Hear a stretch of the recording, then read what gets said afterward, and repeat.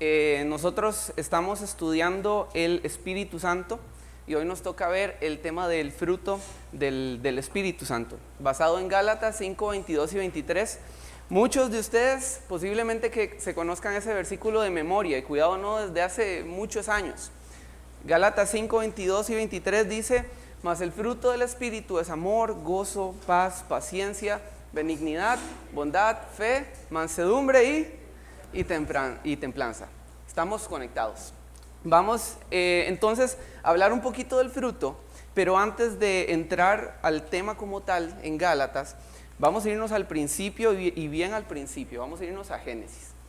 Cuando, o más bien los patriarcas Abraham, Isaac, Jacob se refirieron a Dios como el Shaddai, que significa el Dios Todopoderoso. Luego Moisés también se refiere al Señor como Adonai, que significa Señor o significa amo. Y eso nos deja algo muy claro en cuanto a nuestra relación con Dios, o la relación de Dios con la humanidad. Y es que Dios está por encima de nosotros. Él es soberano y nosotros no. Él está en un nivel que nosotros no estamos y nunca vamos a estar. Dios está aquí y nosotros no estamos ahí ni siquiera cerca.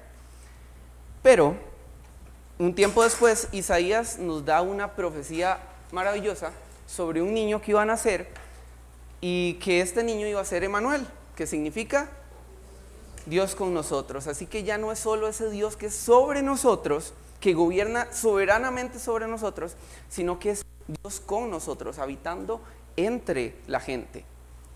Sabemos muy bien que esa profecía se cumple en Cristo. Y es ese mismo Cristo el que luego nos va a hablar de que iba a ser bueno, nos iba a convenir que Él se fuera para que así llegara el Consolador, el Espíritu Santo, el Paracletos. Y Pablo después se mete en esta conversación de por qué es que conviene y nos explica que es que ahora nosotros, los creyentes, recibimos al Espíritu Santo y ya no es solo Dios que es sobre nosotros, no es solo Dios con nosotros, sino que entramos en la realidad de Dios en nosotros, para su gloria. ¿Y para qué? ¿Para qué es que está el Espíritu Santo en el creyente? Mi papá me contaba una historia de que en una iglesia hubo una vez una muchacha que se acercó, no me pregunten la denominación, por favor. Se le acercó a un muchacho y le dice: el Espíritu Santo me reveló que usted va a ser mi esposo. Y le responde el muchacho: sí, está bien, pero ¿qué le digo a mi esposa? Y a veces pensamos que el Espíritu Santo vino a habitar en nosotros por alguna cuestión mística o alguna cuestión esotérica o algo incomprensible, cuando en realidad el Espíritu Santo ha venido a nosotros con un propósito claro y que está en las Escrituras. Primeramente, recordamos Hechos 1:8, que nos dice que vamos a recibir poder, o que los discípulos iban a recibir poder cuando viniera el Espíritu Santo, para así hablar de Jesús a los demás, por todo el mundo. Pero en cuanto al creyente, el Espíritu Santo ha venido con un propósito claro, que es presentarnos a Cristo y transformarnos a su imagen. Es decir, que acá está Cristo y el Espíritu Santo poco a poco va a ir actuando en nuestra vida hasta que nos convirtamos o que vayamos progresivamente transformándonos al carácter de Jesús.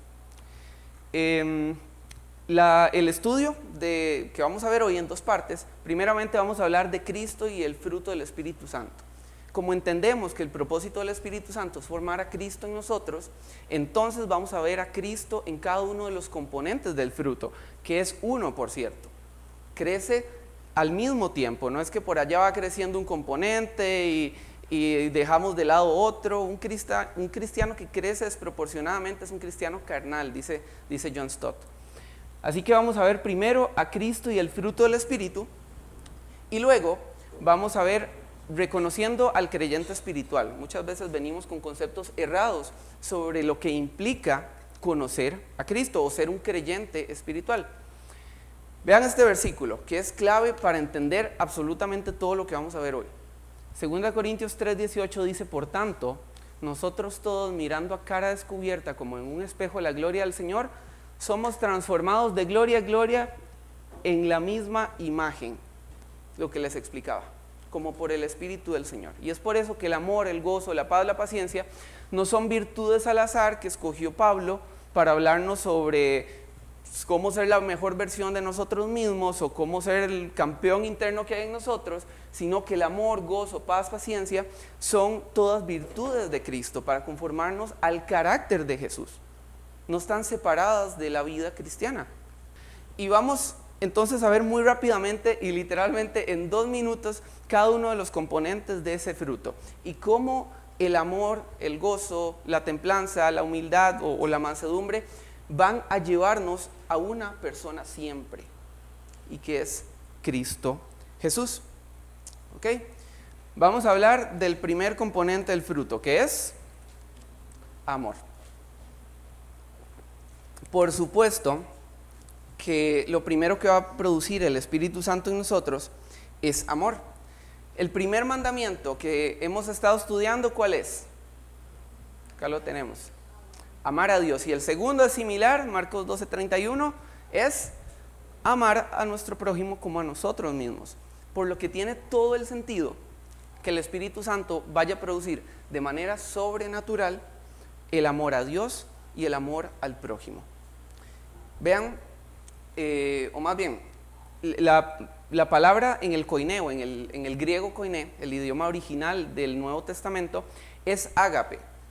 Hay muchas palabras en el koiné que se traducen como amor, pero el ágape hace referencia siempre a un acto voluntario, a un acto sacrificial. Es, por ejemplo, la raíz que se utiliza en Juan 3:16, que dice, porque de tal manera amó Dios al mundo.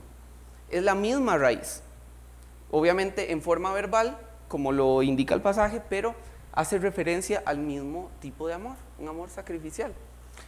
Y aquí también, para que sepan, la presentación nos va a mostrar lo que dice la Nueva Traducción Viviente y la Nueva Versión Internacional, porque algunas veces cambian un poco las palabras, pero hace referencia al mismo concepto. Cristo es nuestro mayor ejemplo de amor. 1 Corintios 13:3 dice que, y si repartiese todos mis bienes para dar de comer a los pobres, y si entregase mi cuerpo para ser quemado y no tengo amor, de nada me sirve.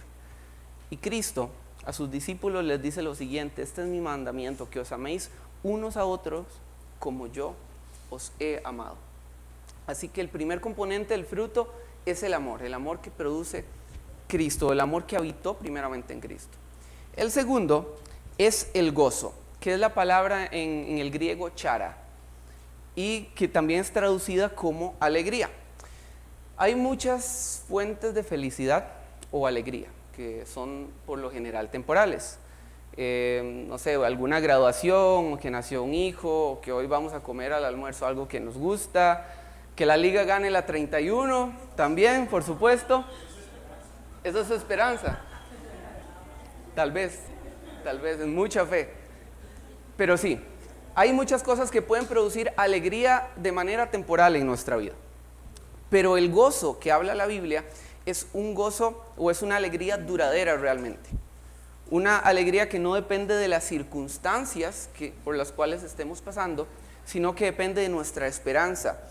Pablo, por ejemplo, decía en 2 Corintios, entristecidos, pero más siempre gozosos. Lo que parece ser algo extraño. ¿Cómo puedo estar triste y gozoso al mismo tiempo? Pero es que tiene que ver con una cualidad duradera de esa alegría, que no depende de las circunstancias, por supuesto.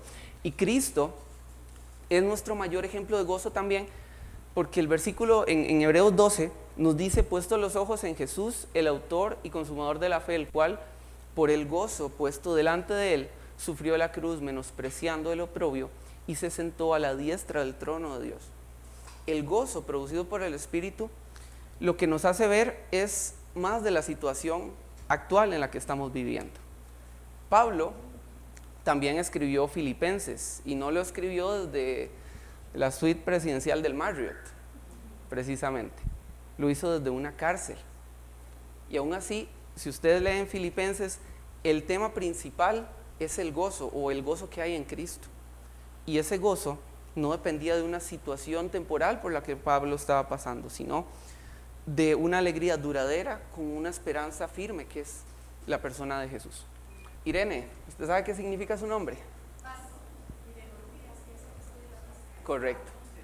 Nos quedó apenas y me quedo aquí. Exactamente, como si lo hubiéramos planeado. Irene significa o tiene su raíz en la palabra, en el koiné, en el griego, e Irene, que significa paz, y que se traduce en todo lado paz. Súper sencillo, súper al punto. Y es que Cristo es nuestra paz. Romanos 5:1 dice, justificados pues, se me fue el versículo. Justificados pues por la fe tenemos paz para con Dios, por medio de nuestro Señor Jesucristo. Cristo es aquel que nos da paz con Dios, es aquel que nos da paz con nuestro prójimo también, e incluso paz interior cuando estamos pasando por pruebas, cuando estamos pasando por dificultades. Mi paz os dejo, mi paz os doy. A punto de entrar en aflicciones, Jesús les dice a sus discípulos, mi paz les dejo, mi paz les doy. Cuando Cristo fue profetizado por Isaías, se le presentó también precisamente como el príncipe de paz. La paciencia, acá no vamos a apuntar a un versículo en específico, pero sí a un hecho específico. Sin paciencia, si la paciencia no fuera parte de lo que el Espíritu Santo opera en nosotros, el desánimo nos consumiría rapidísimo. Porque iniciamos con amor, iniciamos con toda la alegría, como un nuevo creyente, con todo para adelante, pero llega una prueba, llega algo que no estaba esperado en el camino y nos apagamos. Es por eso que el Espíritu Santo también produce paciencia en nosotros, para correr la carrera de una manera perseverante. Me encanta recordar que la carrera de nuestra vida es una maratón y no unos 100 metros libres donde hay que darlo todo ahí en 10 segundos, ¿verdad? Hay que correr perseverantemente, pacientemente. Sabemos que tenemos recursos limitados en cuanto a tiempo, en cuanto a dinero, en cuanto a cosas materiales. Tenemos todo lo que Dios nos ha dado en cierta manera, aparte de nuestra esperanza en Cristo, es limitado. Y es por eso que la paciencia, el perseverar, es tan importante.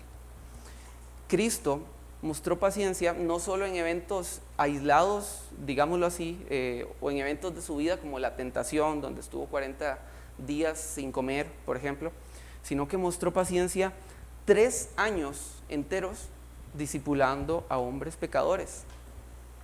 Nosotros leemos algunos de los evangelios en menos de lo que dura una película. Nos sentamos a leer Mateo, 28 capítulos, y ahí hoy mismo lo podemos hacer. Pero Jesús estuvo con estas personas lidiando con sus dudas, lidiando con su pecado, con preguntas muy inteligentes a veces y muy tontas a veces, durante 3 años. Paciencia, paciencia y paciencia, eso es lo que produce el Espíritu Santo en nosotros. Benignidad, y vamos a correr un poquito. Ok, benignidad también tiene un par de traducciones, aparte de la que nos da la Reina Valera 60, que es gentileza o amabilidad. Si ustedes leen en Gálatas 5, del 19 al 21, habla un poquito de las obras de la carne, antes de llegar a la obra del Espíritu. Y parte de las obras de la carne son las rivalidades, el odio, los sectarismos, dice también Gálatas. Y es por eso que la benignidad que produce el Espíritu nos llama a tratar a las demás personas de la manera como las ve Dios. Necesitadas, primeramente espiritualmente, pero con más necesidades como cualquier ser humano. El Señor nos llama a verlos con ojos de amor. ¿Cuál es nuestra excusa para tratar mal a la gente? Quizás, es que así lo aprendí en mi casa, ese es el patrón que aprendí en mi casa. O quizás la personalidad, es que yo soy así, yo soy áspero, yo soy súper directo y así voy a ser siempre, y al que le gusta, excelente, y al que no, salado. Bueno, el Espíritu nos capacita para tratar a los demás con una amabilidad proveniente de Cristo. Una de mis historias favoritas de la Biblia es cuando traen a la mujer sorprendida en adulterio delante de Jesús. Y todos los religiosos listos con sus piedras, ¿verdad? Viendo cuál piedra le va a doler más y cuál va a hacer de la muerte lo más dolorosa posible. trajeron solo a la mujer, quizás la pareja se perdió, o era amigo, o quién sabe qué pasó, ¿verdad? Los religiosos solo trajeron a la mujer y del otro no sabemos nada. Y Cristo dice las famosas palabras de que el que esté libre de pecado puede tirar la primera piedra. Ya sabemos la historia, uno por uno fueron saliendo, se fueron yendo. ¿Había alguien en esa escena que sí estuviera libre de pecado? Cristo tenía la potestad, de acuerdo con lo que él mismo dijo, de tirar la piedra, y no lo hizo. Ni yo te condeno, le dijo a la mujer. Ahora, vean qué bonita esta sinergia entre amor y verdad, porque Jesús dice, ni yo te condeno, su amor, pero dice, vete y no peques más. Un balance santo entre la denuncia del pecado, pero el amor al prójimo. Vete y no peques más. Y les aseguro que la vida de esta mujer fue diferente desde ese día. Vio la muerte, o sea, estaba a punto de morir dolorosamente, no tenía esperanza. Y Cristo muestra su benignidad. Proverbios dice que las palabras de los justos son como medicina, y eso es parte de lo que el Espíritu Santo produce en cada uno de nosotros. Ok, bondad, que se traduce en todas sus versiones o en las versiones que tenemos hoy como bondad también. Es muy similar al tema de la benignidad. Así que el comentario que podemos hacer acá es que nuestro corazón pecador solamente piensa en nosotros. Un espíritu carnal o la naturaleza pecaminosa va a ponernos a nosotros en el trono únicamente. Pero lo que hace el Espíritu Santo es que va a poner en ese trono al que debería estar, que es a Dios. Y eso va a cambiar radicalmente como yo vea a mi prójimo, y va a producir bondad en mí, una bondad que es producida o que tiene raíz en una razón verdadera como lo es Cristo, no una bondad a mi favor o porque esto me beneficia a mí, sino porque quiero servir al otro. Como pasó con el leproso, si quieres, Señor, puedes sanarme, si quieres puedo ser limpio. Cristo dijo, quiero, y extendió su mano. No le envió una carta, extendió su mano. Ok, hablemos de fe. Y acá sí tenemos varios comentarios que saltan de parte de los eruditos y de los que más saben en cuanto a qué se refería el apóstol Pablo cuando dijo que el Espíritu produce fe en nosotros. Porque la palabra que se utiliza en el original es pistis, que también tiene que ver con fidelidad. Y parte de los comentarios que se hacen es que, basados en el contexto, quizás no se refiera a que el Espíritu Santo produce fe para pasar en medio de las pruebas.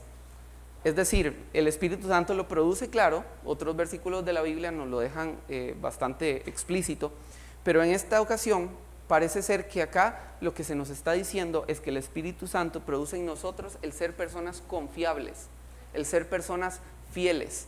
Es decir, que acá el que el Espíritu produzca fe o confianza no es confianza hacia Dios en este contexto, sino que yo me convierto en alguien confiable. Y tiene todo el sentido. ¿Se acuerdan en Génesis 39, cuando José está por entrar a la casa de Potifar? Que se dice que Dios estaba con José y que Potifar vio en él a alguien digno de darle sus recursos, de administrarlos sabiamente. Así que el Espíritu Santo produce en nosotros también el ser confiables, el ser fieles en las labores que se nos han dado, el ser fieles con nuestra familia, el ser fieles en nuestra responsabilidad en la iglesia, el ser fieles en la misión de Dios de ir y predicar el Evangelio a los demás. ¿Y quién es el mejor ejemplo de fidelidad, de confiabilidad? Cristo Jesús. Juan 17:4 dice, yo te he glorificado en la tierra, he acabado la obra que me diste. Jesús es el primer ejemplo de alguien que se pone al frente y que dice, Señor, he cumplido fielmente con lo que me ha sido encomendado. Mansedumbre, el penúltimo componente de este fruto, que también es traducido como humildad. ¿Se acuerdan en Filipenses 2 que dice que Jesús mismo se humilló a sí mismo haciéndose siervo, no humano, sino haciéndose siervo y viniendo a morir por nosotros, sufriendo muerte y muerte de cruz. Ese es nuestro mayor ejemplo de humildad. Cristo dejando su trono y viniendo por nosotros, pecadores, para así darnos su obra redentora. En Mateo 11:29 también tenemos un mandato súper explícito sobre esto. Llevad mi yugo sobre vosotros y aprended de mí, que soy manso y humilde de corazón, y hallaréis descanso para vuestras almas. Y para terminar con el último componente de este fruto, y que con esto vamos a cerrar esta primera parte, que es más un marco doctrinal para después hablar un poquito más desde un aspecto devocional en la segunda parte. Tenemos la palabra templanza, que es en el koiné en krateia, que se utiliza también, ¿se acuerdan en 1 Corintios capítulo 9, que dice que el que lucha de todo se abstiene? Es decir, que hay un control, un dominio propio, una disciplina que se aplica. En krateia es utilizada en su forma verbal también en 1 Corintios. Por lo que el concepto aquí de templanza es el de control propio, el de dominio propio, como también lo traducen otras versiones. Hay una historia que leí esta semana y que me llamó mucho la atención en cuanto a la templanza, precisamente. En octubre de 1871 hubo una señora que encendió una pequeña lámpara y se dirigió al establo para poder alumbrarse mientras ordeñaba una vaca. Normal, ¿verdad? Resulta que la vaca pateó esa lámpara y cayó sobre heno seco, y eso inició un incendio de proporciones gigantescas. El fuego duró más de 24 horas y arrasó la zona comercial central de la ciudad de Chicago. Destruyó 17,000 edificios más o menos, murieron como 300 personas y el área fue aproximadamente de 6 a 7 kilómetros cuadrados. 9,000 personas se quedaron sin hogar y los daños ascendieron a la suma de $200 millones. Todo esto porque una vaca pateó una lámpara que tenía una débil llama. Dios nos creó a todos con energía física, con energía mental, y esas energías o esa energía debe someterse también al control del Espíritu Santo. De lo contrario, no vamos a poder ser como Cristo, que es el propósito final del Espíritu. Es sinónimo la templanza de estar calmado siempre o de estar siempre calladito y con el zipper puesto. No necesariamente, porque si vemos a Cristo, Cristo supo enojarse cuando lo requería, cuando volcó las mesas de los mercaderes del templo. Jesús estaba en dominio propio también. Supo cuándo enojarse, por qué enojarse, cómo enojarse, cuando lo requería. Así que templanza no es estar calladito siempre y no hacer nada. Es que mis emociones, que mi energía mental, mi energía física estén siempre bajo el dominio del Espíritu Santo. Eso es. Y creo que el mayor ejemplo que tenemos en ese sentido es el de la cruz, el de Cristo siendo humillado. Dice en Isaías 53 que fue angustiado él y afligido, pero no abrió su boca. Fue como un cordero llevado ¿a dónde? Al matadero. Y como oveja delante de sus trasquiladores, enmudeció y no abrió su boca. Supo lo que era el dominio propio, porque si Jesús no hubiera controlado sus emociones bajo el efecto del Espíritu, lo cual no iba a pasar, ¿verdad? Hubiera sido el día de la muerte de todos los demás que lo estaban humillando. Hablamos en la primera parte entonces que el Espíritu Santo ha venido a morar al creyente, primeramente para capacitarlo para predicar el Evangelio, para ser testigos en todas las naciones, pero ha venido también al creyente para formar a Cristo, la imagen de Cristo en nosotros, de manera que nosotros nos vamos pareciendo cada vez más y más a Él. No sé si a usted le pasó como a mí, pero cuando conocimos de Cristo, cuando recibimos a Cristo, todos lo hicimos en una etapa diferente de nuestra vida. Yo lo hice con 10 años, ahí atrás. Quizás usted recibió a Cristo ya más adulto o siendo niño. Todos entramos, digamos así, al arca con diferentes contextos, de diferentes maneras. Y me acuerdo que mi manera de pensar en un creyente espiritual, de un creyente maduro, tenía que ver mucho con lo que la gente hacía. Por ejemplo, si había alguien que pasaba sábado y domingo de sol a sol, metido en la iglesia, haciendo cosas de la iglesia, para mí eso era una persona espiritual. Pasa todo su fin de semana en la iglesia, este es un siervo del Dios Altísimo, ¿verdad? O tal vez aquellos que tenían una teología impresionante, súper estudiosos, con 3 maestrías, ¿verdad? O aquellos que fueron a un instituto o seminario bíblico, o aquellos que cantan muy bien, que tocan algún instrumento para el Señor muy bien.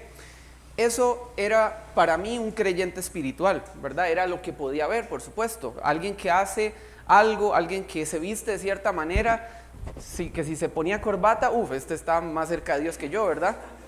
Si se pone en agua, también, en el caso de las mujeres, igual, el cielo ganado, ¿verdad? Y nuestro criterio más bien estaba un poco desfasado, no un poco, estaba muy desfasado con respecto a lo que la Biblia dice.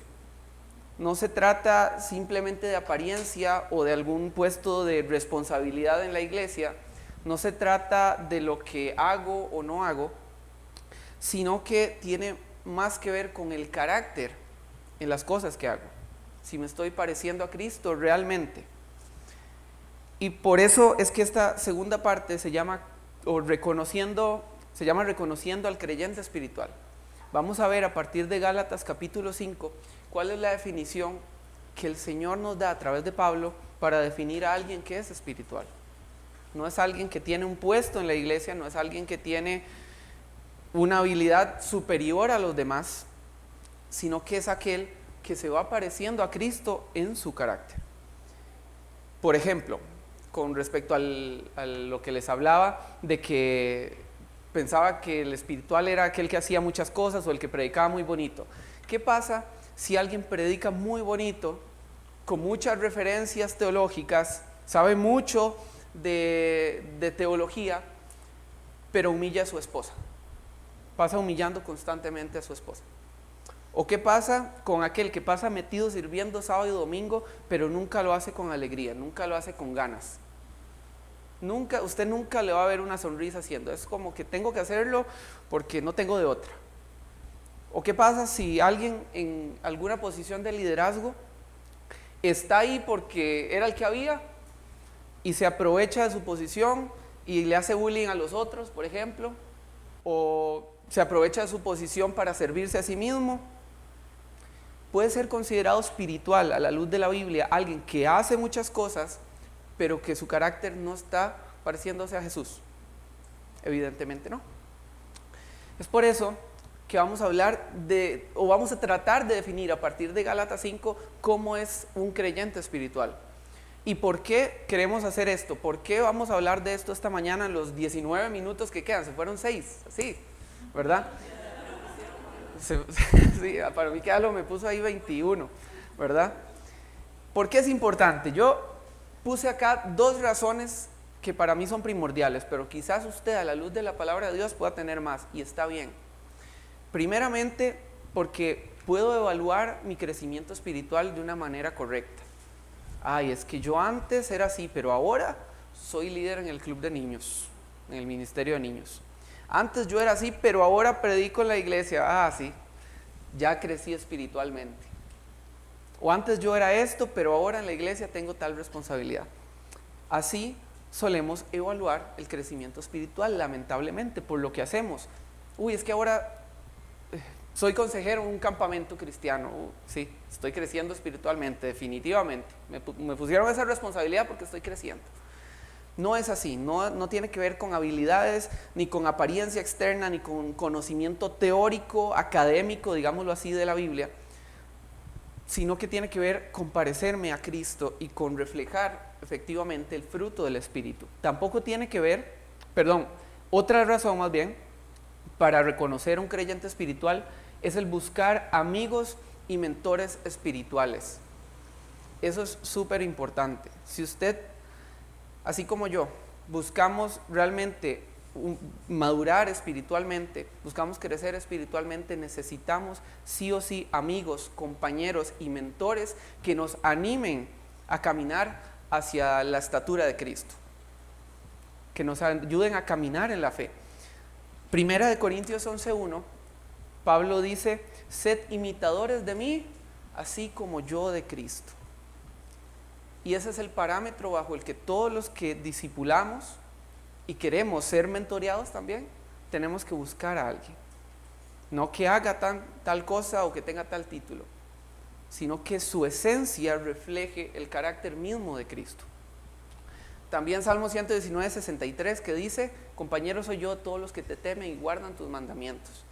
No basta simplemente con buscar amigos que van a la misma iglesia o que llegan al mismo templo, sino que nuestras amistades, aquellas personas que tenemos que buscar, tienen que ser personas que realmente reflejen a Cristo. No basta solamente con venir un domingo aquí, eso es muy fácil, pero reflejar a Cristo es punto y aparte. ¿Sí? Muy bien. Antes de hablar del fruto, antes de hablar de lo que es visible, ¿qué hay antes de lo visible? Hay una persona que ha creído en Cristo como su Salvador. No hay manera, y repito, de ser espiritual sin haber nacido de nuevo. No lo hay. Es una naturaleza pecaminosa completamente la que tiene, la que está en el no creyente. Necesita del Espíritu. Necesita que el amor, que el gozo, paz, paciencia vengan de manera sobrenatural, porque de manera natural no están en la persona. ¿Sí? Así, aunque haga 1000 obras bonitas, aunque sea una persona, aunque sea un filántropo increíble, si no tiene al Espíritu Santo, no es alguien espiritual. Podemos aprender a imitar cosas buenas, sin embargo, no es lo que necesita aquel que quiere crecer o madurar espiritualmente. Y segundo, invertir tiempo con el Señor. No solamente alguien que ha creído en Cristo, no solamente alguien que ha sido justificado, sino alguien que trabaja en su santificación. ¿Qué es la santificación? Parecerse al santo, parecerse a Cristo, que es el santo. Listo. Por eso, y en ese trayecto, recordamos versículos como 1 Pedro 2:2, que nos dice que debemos tomar la leche espiritual no adulterada. No podemos crecer espiritualmente si no invertimos tiempo con la palabra de Dios y no invertimos tiempo con la oración también. Decía el predicador Paul Washer que la oración, o que un cristiano que no ora, toda su teología, todo su sistema doctrinal son solamente canicas o bolinchas con lo que juegan los chiquitos, si alguien no tiene una vida de oración íntima. Habiendo dicho esto y viendo lo que es lo invisible, vamos a pasar a lo visible. Y vamos a ir todos, por favor, a Gálatas capítulo 5. Sé que han aparecido aquí todos los versículos, o la mayoría de ellos, pero vamos a ir a Gálatas, vamos a entretenernos un ratito ahí. Ok, muy bien. Vamos a hablar un poquito de qué estaba pasando en la carta a los Gálatas. El cristianismo en el siglo I comienza primeramente como un movimiento judío mesiánico. Cristo es el Mesías. Cristo vino a cumplir las profecías del Antiguo Testamento. Sin embargo, es un mensaje, el mensaje del Evangelio se abre a todas las naciones, como ya lo sabemos y como estaba profetizado. Por lo que al grupo van entrando personas gentiles de todas las regiones aledañas, con diferentes costumbres, diferentes contextos. Y entonces, aquellos que eran judíos trataban de que estas personas que venían llegando tenían que cumplir todos los ritos y tradiciones que ellos tenían, o que estaban en la ley, porque de esa manera es como iban a pertenecer a la familia de Dios, según ellos. Pablo, evidentemente en Gálatas capítulo 4 pueden leer que los defiende la verdad bíblica, apuntando a que todo aquel que ha creído en Cristo como su Salvador, sin importar su nacionalidad, sin importar cualquier otro rasgo, es parte de la familia de Dios y parte de la familia prometida en Abraham a partir de Isaac. Gálatas 4:28 dice que todos aquellos que han creído son hijos de la promesa. Así que Pablo nos habla de que la circuncisión en este caso no no iba a hacer nada. Pero entonces, si las obras de la ley no nos justifican, si ya no estamos bajo la ley, ¿cómo conocemos la voluntad de Dios? Gálatas capítulo 5 nos dice que por medio del Espíritu. Y para no darle espacio al subjetivismo, o que cada uno lo interprete como quiere, Pablo va a anotar cuáles son las obras de la carne y cuáles son las obras del Espíritu. O qué es lo que, más bien, no las obras del Espíritu, el fruto del Espíritu. Las obras de la carne, vamos a leer en Nueva Versión Internacional, dice así: las obras de la naturaleza pecaminosa se conocen bien: inmoralidad sexual, impureza y libertinaje, idolatría y brujería, odio, discordia, celos, arrebatos de ira, rivalidades, disensiones, sectarismos y envidia, borracheras, orgías y otras cosas parecidas. Y algo similar usted debe tener ahí en su Biblia, posiblemente Reina Valera 60. Yo quise separarlo en 3 grupos, usted puede hacerlo más, menos, no hay inconveniente. Hay ciertos grupos que podemos notar dentro de esta lista de obras de la carne. Hay pecados de inmoralidad sexual y desenfreno, como las borracheras que se mencionan acá, por ejemplo, la inmundicia. También hablamos de idolatría, que la idolatría está muy muy presente en nuestros días, y como sabemos no es simplemente adorar ahí a la primera estatua que había. Quizás en nuestras casas no tengamos una estatua propiamente, o no tengamos a un San Pablo, a un San Pedro tampoco, pero tenemos un televisor que está contaminando toda la casa. Así que la idolatría es un tema que también es relevante para nosotros el día de hoy. Tenemos también malas relaciones interpersonales. Vean todos los pecados que se dicen: odio, discordia, celos, arrebatos de ira, rivalidades, disensiones, sectarismos y envidia. El creyente espiritual huye de todas estas cosas.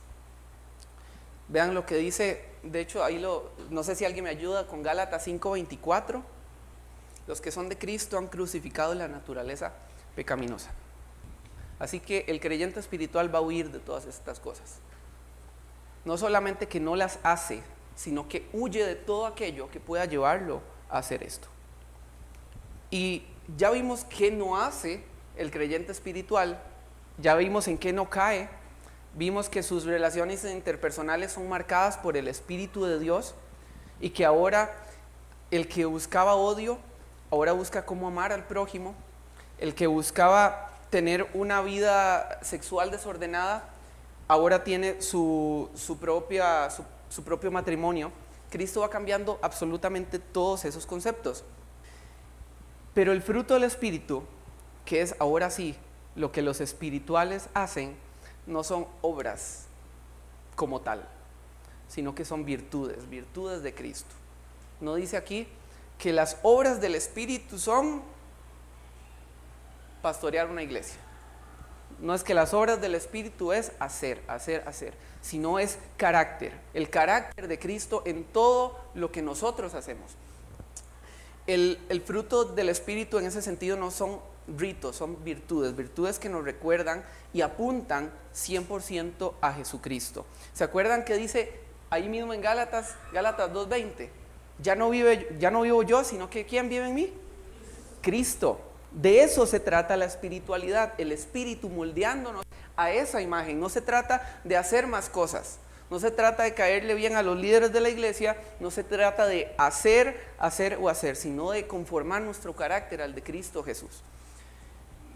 Bueno, vamos a leerlo una vez más en Nueva Versión Internacional, como para tener esto en mente y traer a la conversación lo que hablamos en la primera parte. En cambio, el fruto del Espíritu es amor, alegría, paz, paciencia, amabilidad, bondad, fidelidad, humildad y dominio propio. Si en el camino Dios nos manda a servir, si en este camino de parecernos a Cristo Dios nos manda a servir a los niños, a los jóvenes, a servir en las cárceles, si nos manda a predicar en una iglesia, si nos manda a hacer grupos pequeños, lo vamos a hacer, porque también tenemos que evidenciarlo, ¿cierto? El Espíritu está transformándonos interiormente. Vamos a trabajar para el Señor, pero no es trabajar un hecho aislado lo que nos hace espirituales, sino las virtudes del Espíritu son las que nos hacen espirituales. Y en ese sentido, hay un ejemplo bíblico sobre dos personas que posiblemente tenían un puesto similar en liderazgo, pero que su espiritualidad era fundamentalmente diferente. Les voy a pedir que vayamos a Tercera de Juan, ahí casi al final de sus Biblias.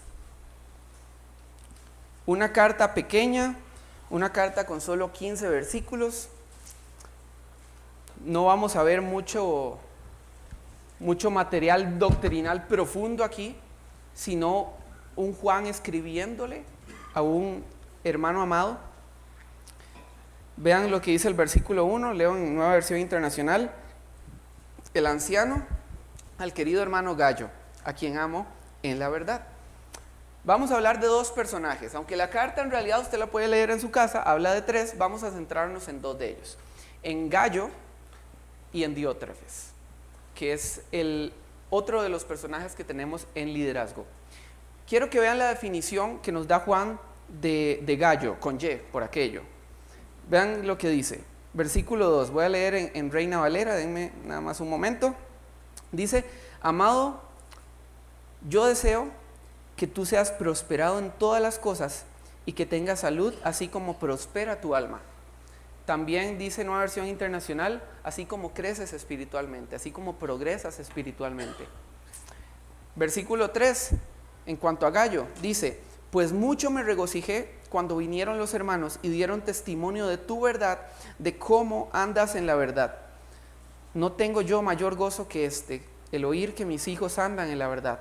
Amado, fielmente te conduces cuando prestas algún servicio a los hermanos, especialmente a los desconocidos, los cuales han dado ante la iglesia testimonio de tu amor, y harás bien en encaminarlos como es digno de su servicio a Dios, para que continúen su viaje, porque ellos salieron por amor del nombre de Él, sin aceptar nada de los gentiles. Nosotros pues debemos acoger a tales personas para que cooperemos con la verdad. ¿Qué vemos en este personaje? Prospera espiritualmente, es fiel al Señor y a los hermanos, servicio a los desconocidos, es un ejemplo hermoso realmente. La iglesia da testimonio de su amor. No se habla de lo que Él hace, pero con un énfasis especial en cómo lo hace. Presta servicios hospitalarios a los desconocidos que van a ir a predicar el evangelio, pero lo hace con amor, lo hace reflejando a Cristo. ¿Cómo es Diótrefes? Vean lo que tenemos ahí en el versículo 9. Yo he escrito a la iglesia, pero Diótrefes, al cual le gusta tener el primer lugar entre ellos, no nos recibe. Por esta causa, si yo fuere, recordaré las obras que hace parloteando con palabras malignas contra nosotros, y no contento con estas cosas, no recibe a los hermanos, y a los que quieren recibirlos se los prohíbe y los expulsa de la iglesia. Y leamos ahí un poquito el versículo 11, la primera parte. Amado, no imites lo malo, sino lo bueno. Posiblemente los dos tenían un puesto de liderazgo. Al rato, y si tuvieran cartas o tarjetas de presentación, las dos dirían: Gallo, líder de la iglesia X, Diótrefes, líder de la iglesia X. Pero los dos tenían una espiritualidad diferente. Gallo evidenciaba el fruto del Espíritu y trabajaba para el Señor, hacía cosas para el Señor, por supuesto, pero era esencialmente diferente el cómo lo hacía y el fundamentado en qué lo hacía. Cuando leía esta historia, me saltaban algunas preguntas que ojalá hubiera tenido más texto en la Biblia para responderlas. ¿Cómo habrá llegado Diótrefes a un puesto de liderazgo, por ejemplo? ¿Será que sabía mucho y que entonces así se llevó bailados a los demás en la iglesia? ¿Será que Diótrefes era muy persuasivo? ¿Será que, no sé, pónganle ahí ustedes la excusa que quieran? No sabemos, pero estaba ahí dando órdenes, diciendo: a este no lo recibe, este se sale de la iglesia, este tal y tal. ¿Y cuáles son precisamente las obras de la carne? Odio, como dice Gálatas 5:19, como leímos: odio, discordia, celos, arrebatos de ira, rivalidades, disensiones, sectarismos y envidia. Dos personajes con una posición similar en su iglesia, pero que esencialmente su espiritualidad estaba diferente. Uno apuntaba a ser como Cristo y todos en la iglesia daban testimonio de su verdad, y el otro no. ¿Cómo quiere usted que lo recuerden, o cuál quiere que sea el testimonio que dan los demás que estamos aquí reunidos sobre usted en la iglesia? ¿Que hace muchas cosas, o que demos testimonio de su amor para la obra del Señor?